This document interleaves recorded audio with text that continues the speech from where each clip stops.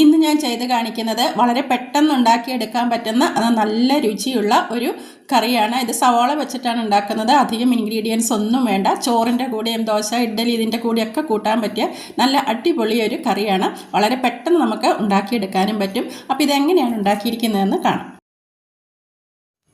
3 വലിയ സവാളയാണ് എടുത്തിട്ടുള്ളത്. അത് തൊലിയെല്ലാം കളഞ്ഞ് കഴുകി വൃത്തിയാക്കി എടുത്ത ശേഷം ഇങ്ങനെ രണ്ടായി കീറിയെടുത്ത് ഇതിൻ്റെ ഞെടുപ്പ് ഭാഗം അങ്ങോട്ട് കളയാം. ഈ ഭാഗം നമുക്ക് എടുക്കേണ്ട, അതങ്ങ് കളയാം. ഇനി ഇത് നമുക്കൊന്ന് അരിഞ്ഞെടുക്കാം.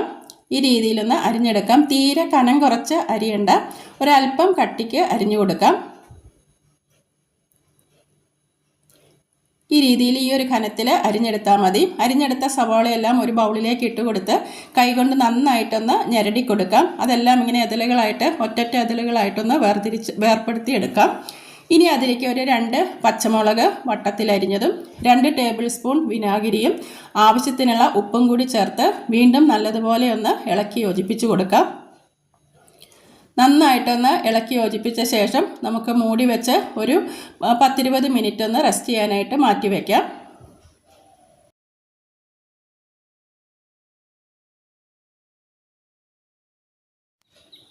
ഇനി ഇതുപോലെ ഒരു ചീഞ്ചട്ടി അടുപ്പത്ത് വെച്ച് ചട്ടി ചൂടാകുമ്പോൾ അതിലേക്ക് ഞാൻ നല്ലെണ്ണയാണ് ഒഴിച്ചു കൊടുക്കുന്നത്.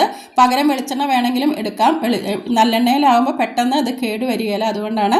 എണ്ണ ചൂടായിട്ട് വരുമ്പം അതിലേക്ക് ഒരു 1/2 ടീസ്പൂൺ കടുക് ഇട്ട് കൊടുക്കാം. കടുക് പൊട്ടി വരുമ്പോൾ 3 വറ്റൽമുളകും കുറച്ച് കറിവേപ്പിൻ്റെ ഇല കൂടി ഇട്ട് അതൊന്ന് മൂത്ത് വരുമ്പം നമുക്ക് ഫ്ലെയിം ഓഫ് ആക്കാം. അതിനുശേഷം പൊടികൾ ചേർക്കാം.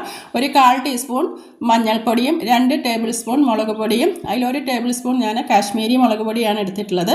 പിന്നെ ഒരു 1/4 ടീസ്പൂൺ ഉലുവ വറുത്ത് പൊടിച്ചതും 1/2 ടീസ്പൂണോളം കായത്തിൻ്റെ പൊടിയും കൂടെ ചേർത്ത് അത് ഈ ചൂടുള്ള എണ്ണയിൽ ഇട്ടിട്ടൊന്ന് മൂപ്പിച്ചെടുക്കാം.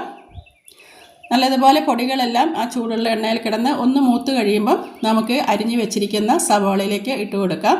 എന്നിട്ട് നന്നായിട്ടൊന്ന് ഇളക്കി യോജിപ്പിച്ച് കൊടുക്കാം. ഇത്രയേ ഉള്ളൂ. ഇപ്പോൾ വളരെ ടേസ്റ്റി ആയിട്ടുള്ള സവാള കൊണ്ടുള്ള ഈ ഒരു കറി, ഇതിന് സവാള കൊണ്ടുള്ള ഒരു അച്ചാറെന്ന് വേണമെങ്കിൽ പറയാം, റെഡി ആയി കഴിഞ്ഞു. ഇത് ഉണ്ടാക്കിയ ഉടനെ കൂട്ടരുത്. ഒരു 2 ദിവസമൊക്കെ കഴിഞ്ഞിട്ട് കൂട്ടുകയാണെങ്കിൽ നല്ല രുചിയാണ്. ഇത് നമ്മൾ ഫ്രിഡ്ജിലെടുത്ത് വെക്കുകയാണെങ്കിൽ കുറച്ച് നാളൊക്കെ കേടുവരാതെ നമുക്കിത് ഉപയോഗിക്കാനായിട്ടും പറ്റും. ചോറിൻ്റെ കൂടെയും ചപ്പാത്തി, ഇഡ്ഡലി, ദോശ ഇതിൻ്റെ കൂടെയൊക്കെ കൂട്ടാൻ പറ്റിയ നല്ല അടിപൊളി ഒരു കറിയാണ്. ഒരു പ്രാവശ്യമെങ്കിലും ഇങ്ങനെയൊന്ന് ഉണ്ടാക്കി നോക്കുക. ഇനി മറ്റൊരു വീഡിയോയുമായി ഞാൻ വീണ്ടും വരുന്നതാണ്. Thank you.